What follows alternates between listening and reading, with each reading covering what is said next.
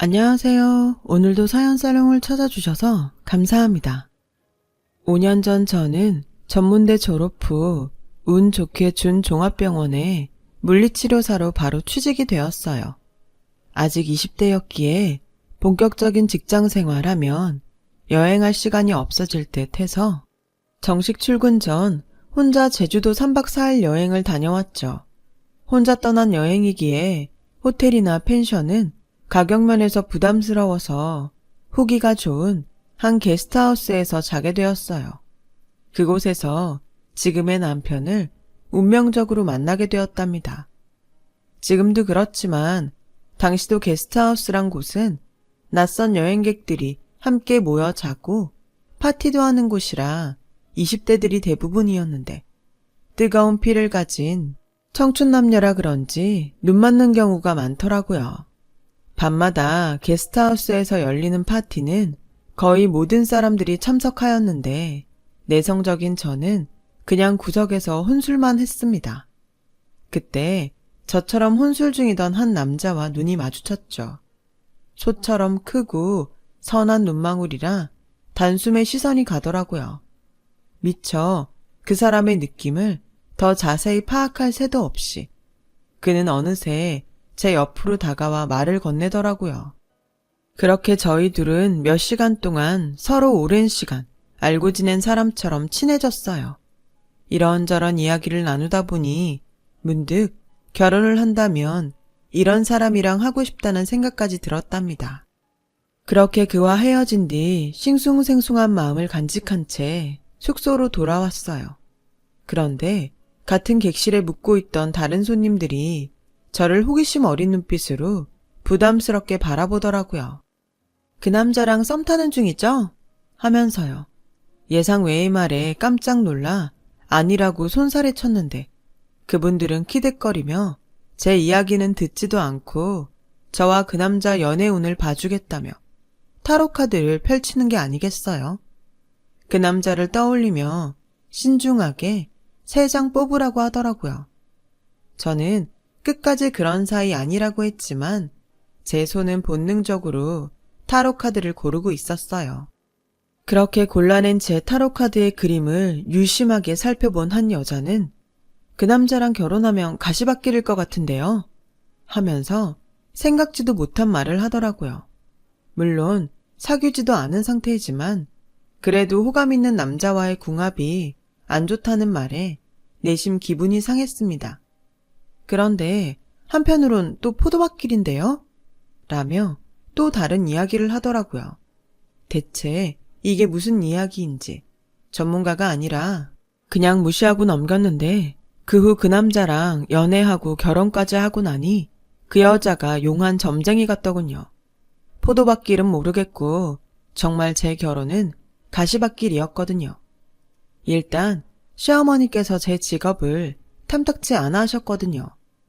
자기 아들은 학교 선생님인데 저는 3년제 전문대 나와 스펙이 별로라고 생각하신 거죠. 부유한 시댁에 비해 저희 친정은 가난했기에 저는 공부를 잘했음에도 빨리 돈 벌고 싶어서 전문대에 간 건데 학창시절 공부 못한 것처럼 취급하니 너무 억울했죠. 그래도 다행히 시누이는 저한테 먼저 말도 걸며 싹싹하고 귀여웠어요. 친정에서 무뚝뚝한 오빠들이랑만 지내다 보니 어릴 때부터 여동생 있는 친구들이 부러웠거든요. 귀엽고 발랄한 시누이 덕에 그래도 나름 위안이 되었던 것 같아요. 시누이는 온라인 쇼핑몰을 운영하고 있었는데 그 때문인지 항상 옷, 신발, 구두 등도 트렌디했고 잘 꾸미고 다녔답니다. 얼핏 보면 연예인처럼 보여 예쁘기도 하고 부러웠던 것 같아요. 저는 일찍 사회에 뛰어들며 돈 버느라 저 자신을 꾸밀 시간이 없었거든요. 그런데 시누이는 정말 사랑 많이 받고 자란 듯 누구에게나 애교를 부렸고 먼저 다가갔어요. 저라면 절대 꺼내지 않았을 어려운 부탁도 서슴지 않고 하더군요. 엄마, 나 이번 카드값 좀 메꿔주라. 엄마, 나 친구들이랑 여행 가게 비행기 값 좀. 엄마, 나 소개팅 나가는데 백화점 좀 가게 쇼핑값 좀. 하며 코맹맹이 소리로 온갖 애교를 부리며 시부모님께 시도 때도 없이 돈을 타갔거든요. 저와는 정반대의 삶을 누리고 있는 시누이가 참 부럽더라고요. 아무튼 결혼 후 저의 가시밭길은 시어머님이 갑자기 파킨슨병에 걸리면서 본격적으로 시작되었어요. 물리치료사로 다양한 환자를 대상으로 재활치료를 진행했기에 저는 파킨슨병이 얼마나 무서운 병인지 잘 알고 있었거든요. 바로 손관절이 굳고 움직임이 느려져 제대로 거동을 할 수 없는 완치 불가능한 병이었죠. 약기운이 떨어지면 온몸에 마비 증세가 나타나서 나중엔 침대에 내내 누워 생활해야만 하는 병. 그런 무서운 병이요. 물론 증세가 아주 천천히 진행되는 경우도 있었는데 대부분 몇 년 사이에 악화되는 경우가 많더라고요.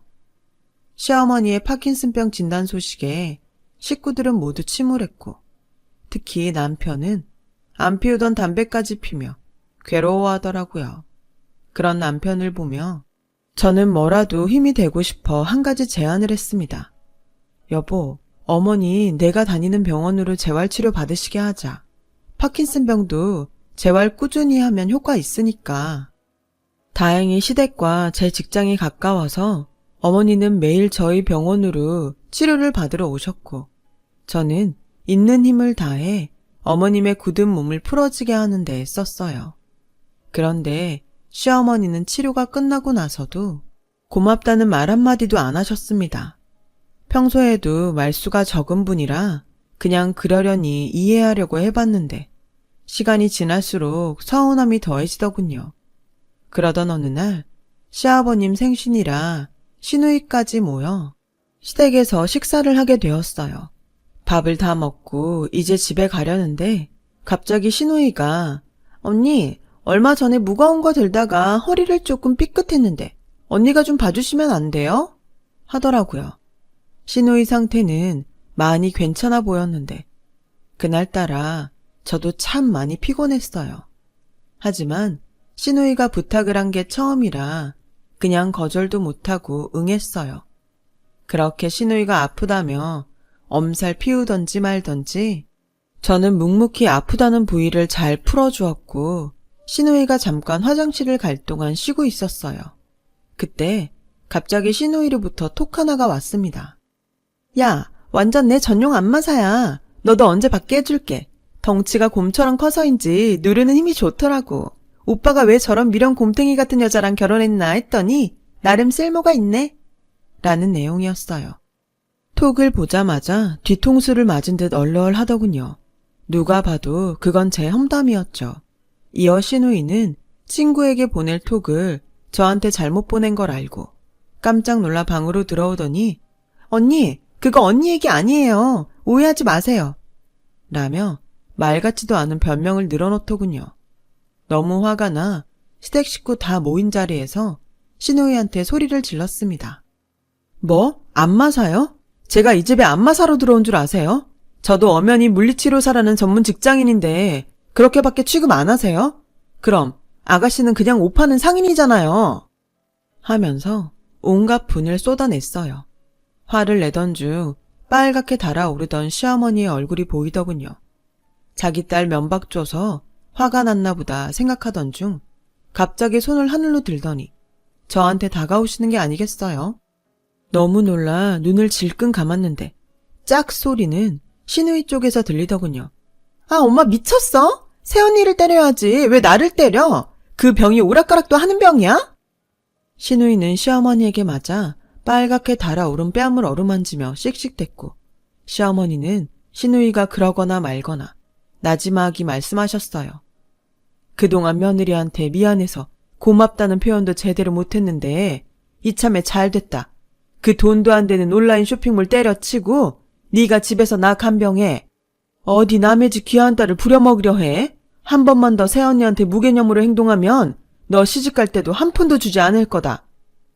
씩씩거리던 시누이는 돈 이야기에 움찔하더니 얼른 저한테 미안하다며 방으로 들어갔고 시어머니는 저한테 진심으로 미안해하셨어요. 딸을 부족함 없이 키웠더니 애가 저렇게 못 배운 애처럼 컸다면서요. 그리고 그동안 병원 외에도 집에까지 와서 자기 치료를 도와준 거 다 고맙게 생각하고 이제는 신경 쓰지 말라고 하더군요. 어머님의 예상치 못한 반응에 저는 그동안 오해가 풀리면서 꽁꽁 얼었던 마음이 스르르 녹았습니다. 그래서 제가 치료는 저한테 계속 받으라고 말씀드렸지만 어머니는 저 고생시킬 수 없다며 손사래를 치셨어요. 어머니 고집이 하도 강해 저도 어쩔 수 없이 알았다고 했는데 걱정이더군요. 그런데 우려했던 일이 터졌습니다. 평일엔 집으로 간병인이 와서 어머님을 보살펴주는데 주말엔 간병인이 쉬어 남편이랑 시누이 돌아가면서 어머님을 돌보기로 했거든요. 그런데 시누이가 어머니를 돌보기로 한 날 어머니께서 보행기를 혼자 끌고 가다 그만 넘어져서 크게 다치신 거였어요. 알고 보니 옆에서 봐주어야 할 시누이가 이어폰으로 음악 듣느라 어머님이 넘어진 후에 크게 비명을 질러도 몰랐다고 하더군요. 아가씨, 정신이 있는 거예요, 없는 거예요? 일주일에 딱 한 번 어머니 보살피는 게 그렇게 힘들어요?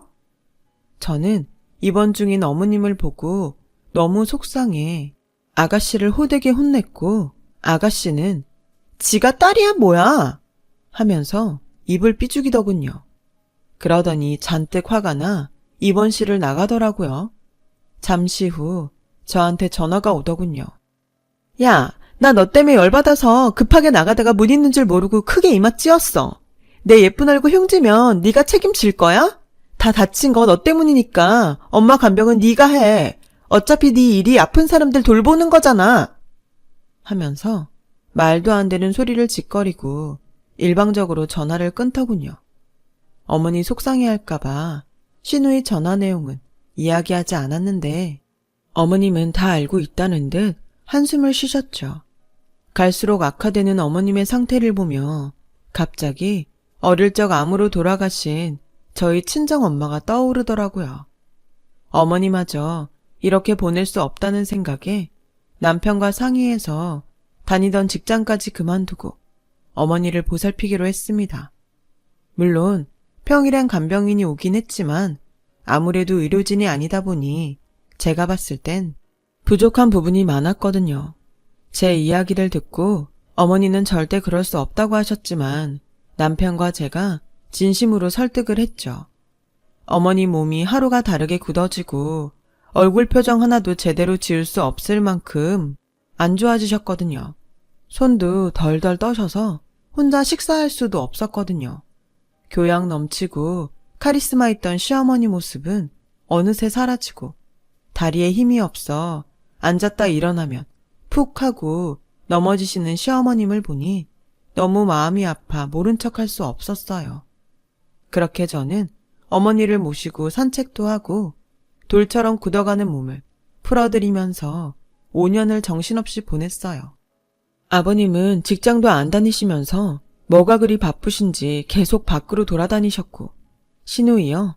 카톡 보니 신나게 맨날 어디 놀러 가던데 시어머니 옆에는 한 번도 오질 않더군요. 오죽하면 동네 사람들은 제가 딸, 시누이가 며느리인 줄 알더라고요.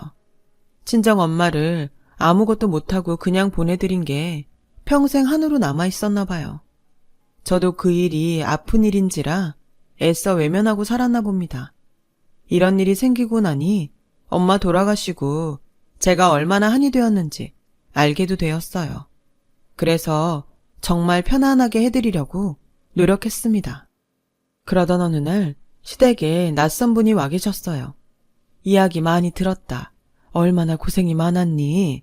하시는 거 아니겠어요?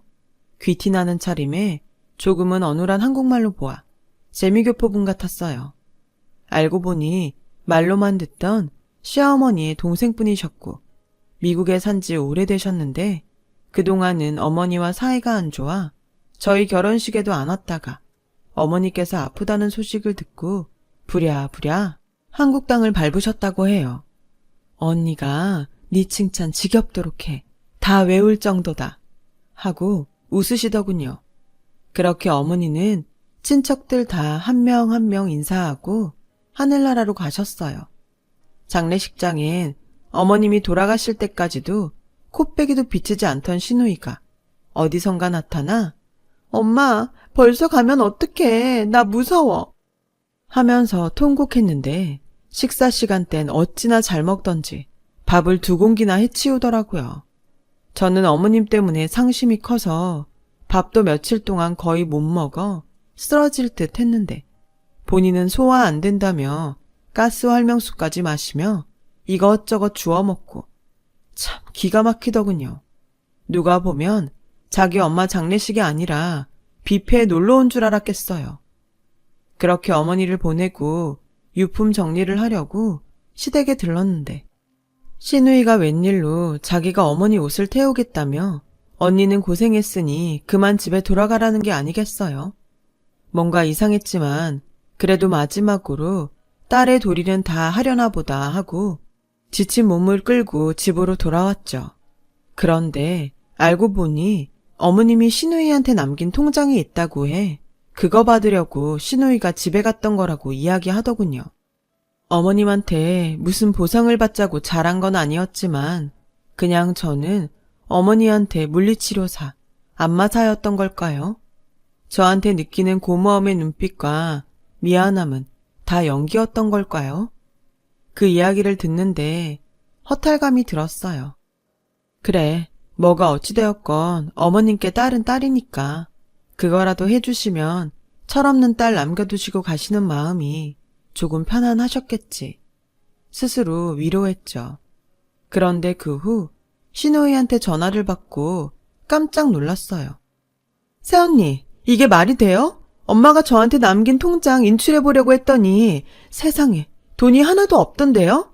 엄마가 딸인 저한테 돈 한 푼 안 주실 리 없고 새언니가 이거 중간에서 채갔죠? 하며 따지는 게 아니겠어요. 시누이는 저를 계속 추궁하더니 아무런 소득이 없자 씩씩대며 전화를 끊었습니다. 그리고 다음날 시이모님께서 갑자기 저희 집에 찾아오셨어요. 너희 시누이한테 얘기 들었지? 그거 빈 통장이었다. 하시는 게 아니겠어요? 어떻게 된 일인지 묻자 돈 욕심 많은 자기 딸이 어머니 몫의 재산을 분명 달라고 할 것이 뻔하기에 너한테는 한 푼도 물려줄 것 없다는 뜻으로 빈 통장을 주셨다고 하더라고요. 그러더니 제 손에 여러 개의 통장을 쥐어주셨습니다. 이거 언니가 나한테 맡기고 간 통장들이야. 너희 시아버지는 딸 바보라. 분명 이 통장을 자기 남편한테 맡기면 딸한테 줄 거라면서 내가 대신 너한테 전해달라고 부탁하더라고. 믿을 사람은 나밖에 없다고 하시면서 편지 한 장도 건네주셨어요. 시어머니께서 돌아가시기 전 저한테 남기신 편지라면서요. 천천히 종이를 펼치자 힘없이 삐뚤빼뚤 써내려간 어머님의 글씨가 눈에 들어왔습니다. 울컥 쏟아져 나오는 눈물을 참고 한 글자 한 글자씩 읽어 내려갔죠. 며느라기야, 다른 시어머니들처럼 너한테 만난 밑반찬도 제대로 해주지 못하고 고생만 시키다 가는구나. 힘들어도 늘 웃는 얼굴로 나를 보살펴줬던 우리 며느리. 내 남편이랑 딸도 나를 귀찮아했는데 너는 내 딸도 아닌데 나를 이렇게 살펴주고 고맙다는 말도 부족하다. 그 통장들은 내 아들한테도 말하지 말고 너만 알고 있다. 너 필요할 때 쓰고 친정 어려우면 친정 도와주고 그러렴. 하늘나라에서도 우리 며느라기 행복하게 살길 기도할 테니 나처럼 아프지 말고 건강하게 잘 지내라. 내 아들이 너 같은 아내를 둬서 참 다행이다. 고마워 며느라. 어머니의 편지를 읽고 순간 어머니를 오해했던 제 자신이 너무 부끄러워 펑펑 울었습니다. 그리고 집에 와서 통장을 열어보니 말도 못하게 큰 액수가 찍혀 있더라고요. 그 돈이 어머님 목숨값 같아 한동안 한 푼도 쓰지 못하고 두고 있었죠. 시누이는 어떻게 되었냐고요? 어머니가 돌아가시고 예상 밖에 아버님까지 시누이한테 등을 돌리자 이제는 저희 남편한테 달라붙어 돈 하더라고요. 어느 날 남편이 심각한 표정으로 톡을 하고 있었어요. 여자의 직감일까요?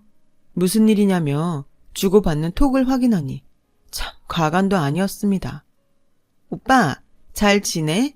엄마가 요새 너무 보고 싶다. 이제 아빠까지 돌아가시면 하늘 아래 오빠랑 나밖에 없는데. 라는 둥.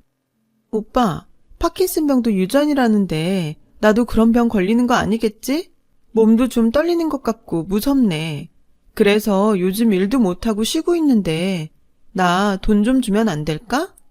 라면서 돌아가신 시어머니를 핑계로 마음 약한 남편을 꼬드겨 돈을 요구하더라고요. 남편은 마치 어머니께 못해준 거 동생한테라도 챙겨주며 마음의 빚을 갚으려는 듯 내용 살펴보니까 몇 달 동안 남편이 몇백이나 줬더라고요. 어찌할까 고민하다 안 되겠다 싶어서 남편의 폰을 뺏어서 제가 톡을 썼어요. 이제 용돈 없다. 그리고 그렇게 엄마가 보고 싶었으면 엄마 돌아가시기 전 한 번이라도 더 찾아뵙지 그랬니? 이제야 엄마가 보고 싶다고 울고 그런들 엄마가 다시 살아오시니? 하늘나라에서도 엄마 눈 편히 감으시게 철 좀 들어라 제발. 그리고 너 몸 떨리는 거 알코올 중독이라서 그래. 술 좀 작작 마셔. 라고요. 톡 보내면서 속이 다 시원하더군요. 그래서 저도 시어머니께서 시누이한테 남기신 빈 통장 이야기하며 어머니도 시누이가 정신 차리길 바랄 거라고 따끔히 충고해 줬습니다. 그 뒤론 남편도 시누이의 용돈을 끊었고 시누이는 집에서 자길 버렸다며 난리치더니 그나마 유지되고 있던 온라인 쇼핑몰도 망하고 월세로 살고 있던 집도 나와 여기저기 아르바이트를 다니더군요. 아직도 어머니 모신 낙골당 한번 가지 않은 건 이해가 가지 않습니다. 자기를 낳아주고 길러주신 엄마인데 기일도 챙기질 않다니. 가끔 시아버지 찾아가는 것도 돈 달라고 뗐을 때만 얼굴 비추더라고요. 하늘에서 이런 시누이의 모습을 보면 어머님이 얼마나 마음 아파하실까 생각하면 답답합니다. 언젠가 결혼하고 애를 낳으면 부모 마음을 조금이라도 이해하겠죠, 뭐. 그리고 예전에 타로점에서 나왔던 가시밭길과 포도밭 이야기 진짜였더라고요. 어머님이 주신 돈은 시골에 있던 포도밭을 정리한 돈이었거든요. 나중에 시이모님한테 그 이야기를 듣고 어찌나 소름이 쫙 돋던지. 그때 그분 연락처를 얻어내지 못한 게 너무 아쉽더라고요. 정말 쪽집게처럼 잘 알아맞혔는데. 어머님이 남겨주신 돈 중 일부는 파킨슨병 환자들을 위해 기부했어요. 어머님 이름으로요. 사후 세계는 알 수 없지만 이렇게라도 어머님이 더 좋은 곳으로 가시라고 빌고 싶었거든요. 어머님, 아범 잘 돌보며 살겠습니다. 걱정 마세요. 그곳에선 부디 어머님이 병 때문에 찡그리지도 넘어지지도 않고 건강하게 행복하게 잘 지내셨으면 좋겠습니다. 제 이야기를 들어주셔서 고맙습니다. 항상 건강 잘 챙기시고 즐거운 하루 되시길 바랍니다. 여러분, 사연 댓글에 응원과 현명한 조언 부탁드려요. 좋아요와 구독은 저에게 큰 힘이 됩니다. 오늘도 좋은 일 가득하세요.